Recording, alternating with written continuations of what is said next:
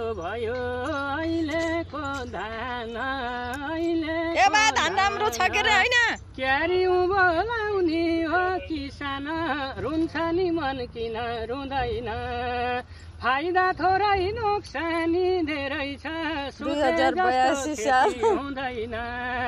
फाइदा थोरै नोक्सानी धेरै छ आज कति गते अरे खेती हुँदैन यस्तो भयो पाजा डुबेर उठाउँदै अहिलेको धान वर्षभरि खाने खेती किसान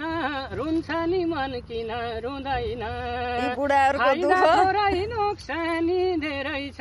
सोचे जस्तो खेती हुँदैन फाइदा थोरै नोक्सानी धेरै छ सोचे जस्तो खेती हुँदैन यस्तो भयो अहिलेको धान